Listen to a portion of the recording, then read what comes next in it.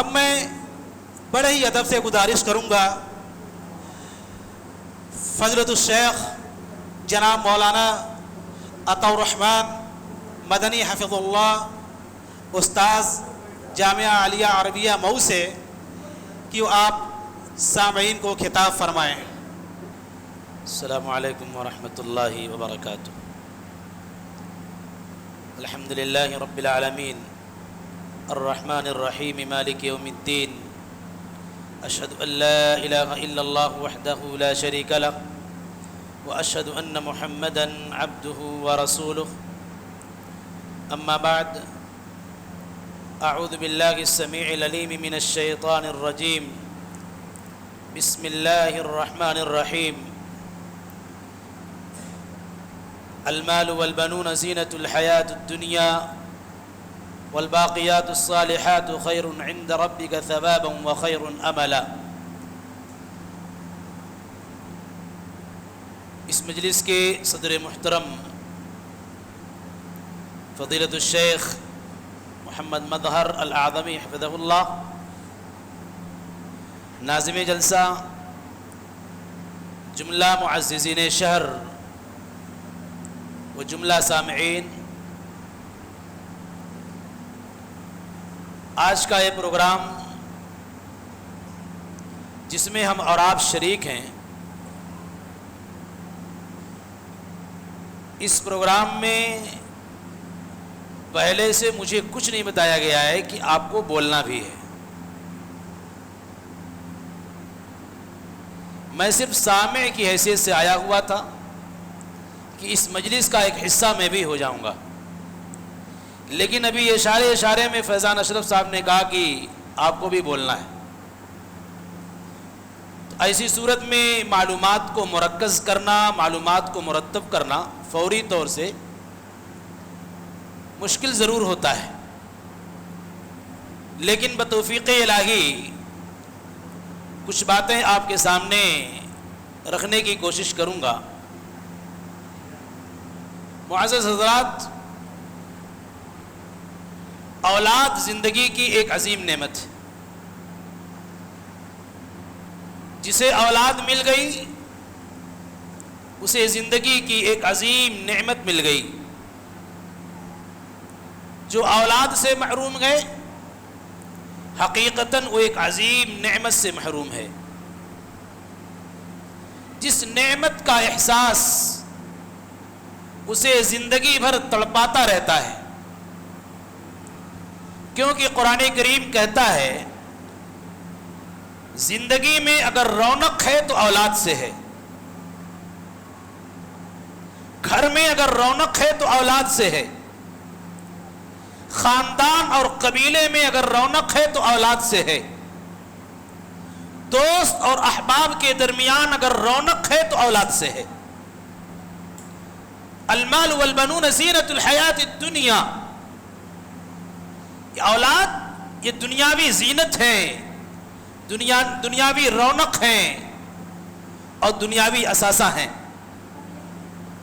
قرآن کریم نے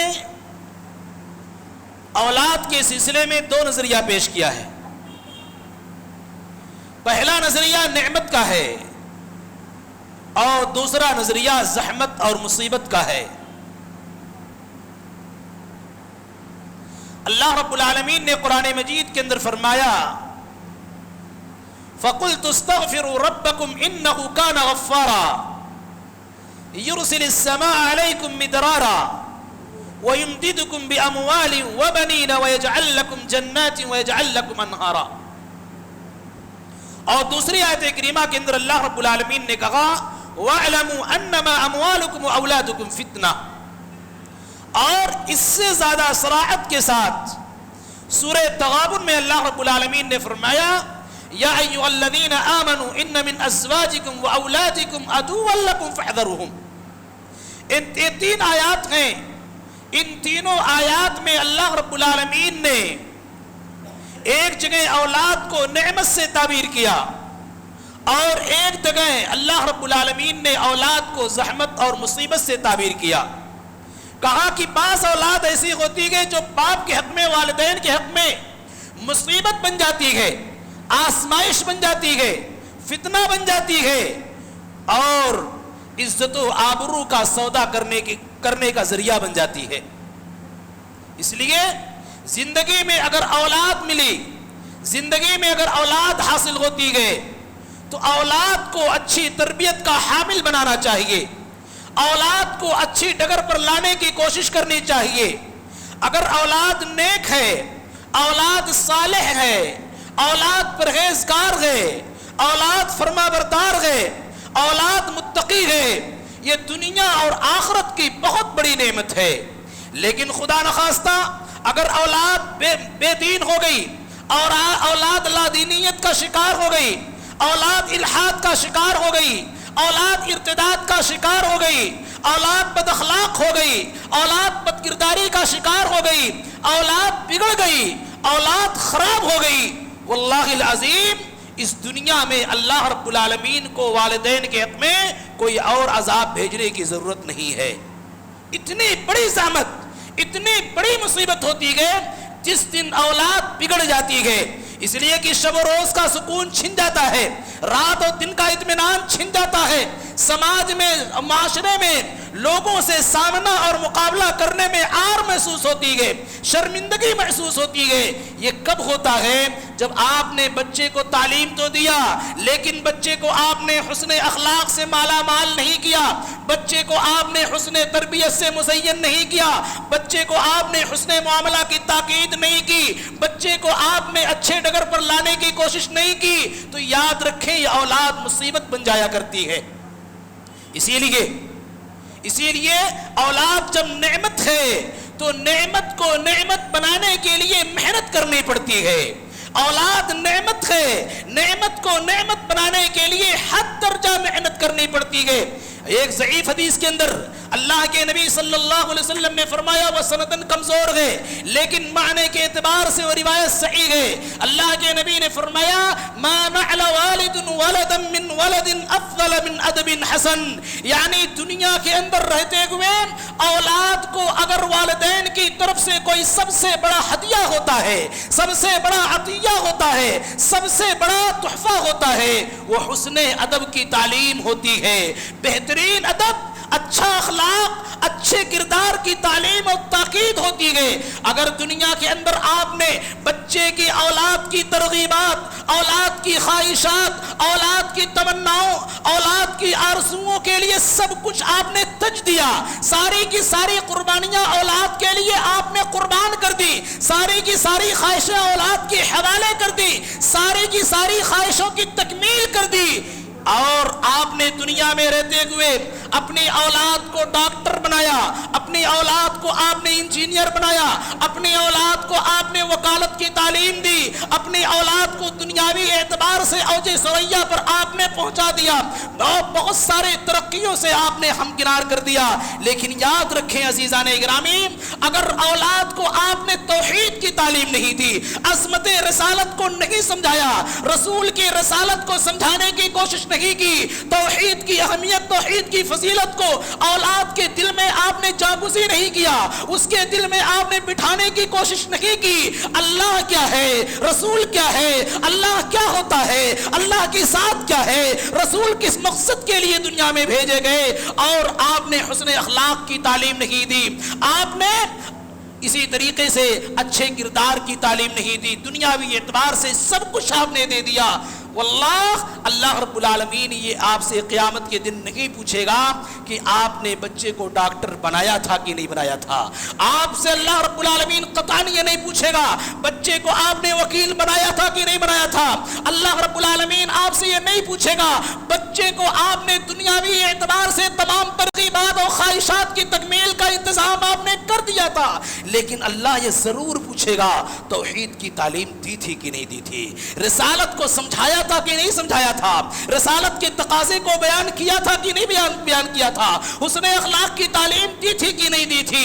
इसलिए अल फारूक ऑर्गेनाइजेशन और इस तरह की दूसरी जो तंजीमें शहर मऊ के अंदर काम कर रही है वो काबिल सद मुबारकबाद है, जो इस इर्तिदाद के दौर में لادینیت کے دور میں، الحاد کے دور میں، جہاں دینی تعلیم کو پورے طور سے اجنبیت کا نام دیا جا رہا ہے، دینی تعلیم کو حقیر سے حقیر تصور کیا جا رہا ہے، ایسے وقت میں اگر کوئی تنظیم، کوئی تحریک ہمارے اور اپنے بچے کی، ہمارے بچوں کی، آپ کے بچوں کی فکر کر رہی ہے، ایسے لوگوں کا ساتھ دینا چاہیے، ایسے لوگوں کے شانہ بشانہ چلنے کی کوشش کرنی چاہیے۔ لیکن ہوتا کیا ہے، کرتے کچھ ہیں، ہم بسا اوقات الزام تک لگا دیتے گے، بسا اوقات دوسرے بہت ساری خرافات کی طرف ان کو مائل کر دیتے گے، بہت ساری غلط چیزوں کی طرف ان کی نسبت کر دیتے۔ نہیں عزیزان گرامی، آپ ان کی تائید کیجئے، ان کی حمایت کیجئے۔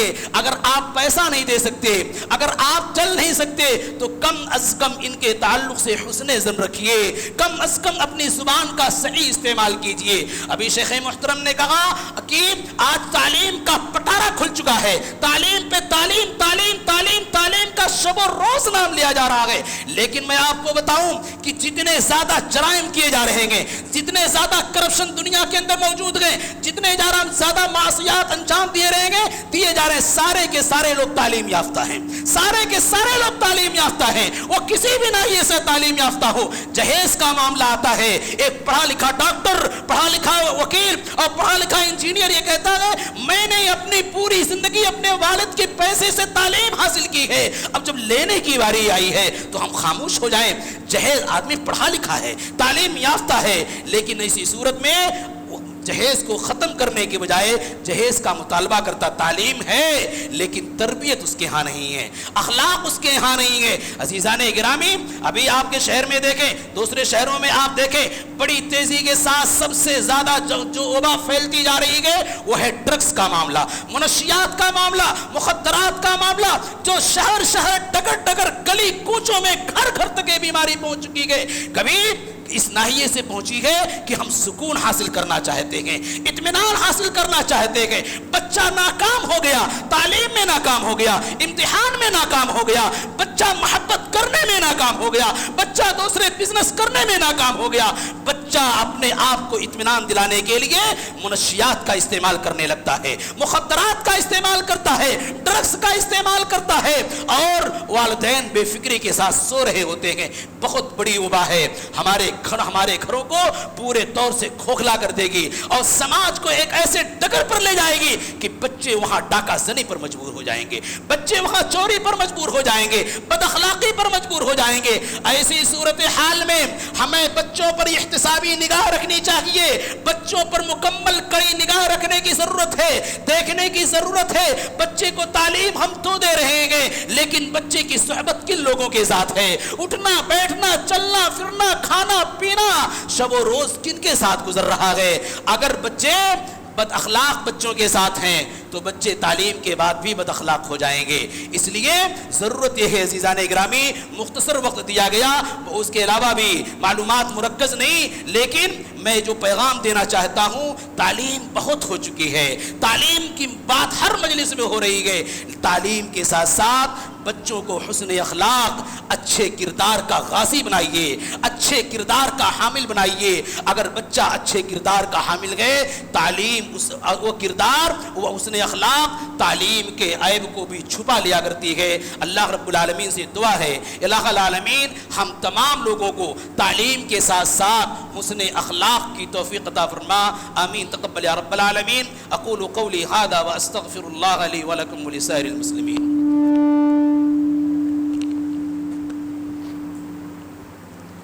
جزاک اللہ خیر واحسن الجزاء۔ شیخ محترم کے لیے کوئی بھی مجلس ہو یا کوئی بھی عنوان ہو، بولنے کے لیے کوئی مسئلہ نہیں ہے۔ شیخ محترم بہت کم وقت میں بہت زیادہ علوم حاصل کر چکے ہیں، اور آپ کا گہرا مطالعہ علوم حدیث پہ ہے۔ اللہ تعالیٰ آپ کو جزائے خیر دے اور آپ سے بار بار سننے کا موقع ہمیں عنایت فرمائے۔